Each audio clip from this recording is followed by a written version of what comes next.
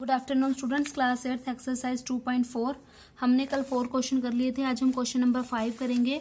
शोबोज mother present age is 6 time शोबोज present age. कह रहा है जो शोबोज है उसकी जो माँ की आज की एज है वो 6 टाइम ज्यादा है शोभो की खुद की एज के। मान लो कि अगर आज आप 2 साल के हो तो 2 6 12, तो आपकी मदर जो है वो 12 ईयर के है। मीन समझ गए, आज के हिसाब से बता रहा है वो, हमें नहीं पता कितने साल की है, हम जस्ट हिंट लगा रहे हैं।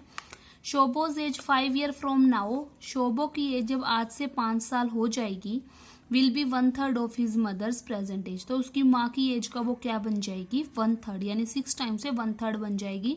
तो एक्चुअल में उनकी प्रेजेंट एज है क्या?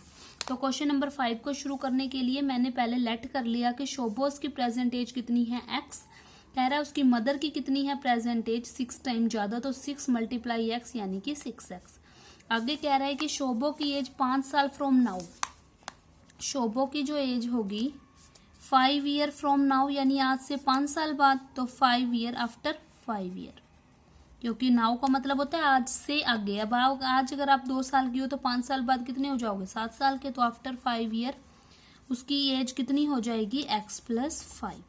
वो क्या कह रहा है, जब इतनी हो जाएगी तो will be 1/3 of his mother present age. जितनी भी आज उसकी माँ की एज है उसके 1/3 हो जाएगी, यानी कि x + 5 जो है वो now will be 1/3 of his mother age. उसकी माँ की एज का क्या हो जाएगा?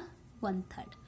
शोबोस की 5 साल बाद ये एज हो जाएगी। कह रहा है जब उसकी 5 साल बाद एज बढ़ जाएगी तो उसकी माँ की जितनी भी आज एज है उसका 1/3 हो जाएगा।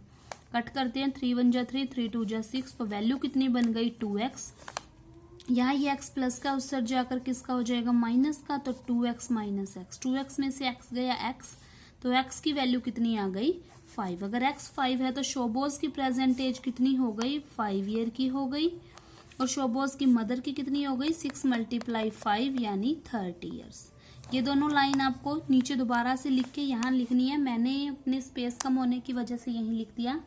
आपको ये दोनों लाइंस यहाँ लास्ट में आके लिखनी है कि शोबो की एज कितनी होगी और उसकी मदर की एज कितनी होगी। क्वेश्चन नंबर जो हमारा 6th है और 7th है और 8th है, ये हम अभी नहीं करेंगे, ये हम थोड़े टाइम बाद करेंगे। इसीलिए अब हम स्टार्ट करते हैं question number 9। Grand father is 10 time older than his grand daughter. कह रहा है ग्रैंड फादर जो है, यानी कि एक जो दादाजी हैं, वो अपनी पोती से 10 टाइम ज्यादा बूढ़े हैं, ओल्डर हैं। He is also 54 year older than her. आज से वो कितने साल उनसे बड़े हैं? 54 ईयर। तो एक्चुअल में उनकी प्रेजेंट एज कितनी होगी? मैंने लेट कर ली कि ग्रैंड डॉटर की प्रेजेंट एज है x, उनके फादर की 10 टाइम्स ज्यादा थी तो 10x।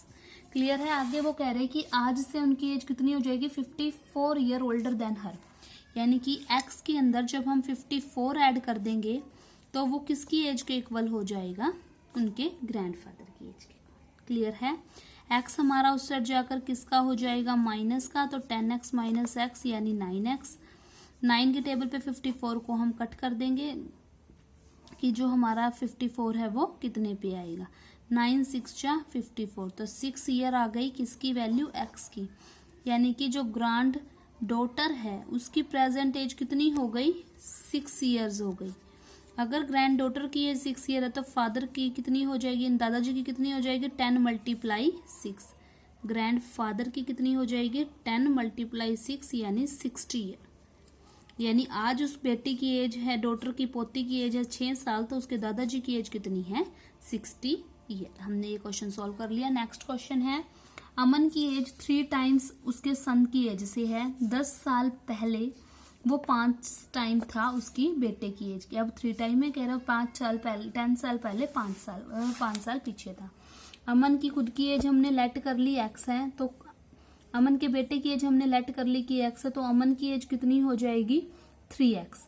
अब वो कह रहा है 10 ईयर अगो, 10 साल पहले, he was 5 times his son age. 10 साल पहले जो हमारे पास ये कहना चाहता है कि अमन जो है उसकी खुद की एज 3 टाइम है उसके बेटे से, तो जो 10 साल के बाद वो खुद 5 टाइम्स हो जाएगी उसकी बेटे की एज के। 5 टाइम्स ज्यादा हो जाएगी कब? 10 year ago he was 5 times. तो 10 ईयर अगो हमें बतानी है इसकी एज कितनी हो जाएगी। ये क्वेश्चन आपको खुद को ट्राई करना है। अगर आपको कोई प्रॉब्लम आए तो आप मुझसे डिस्कस कर सकते हो।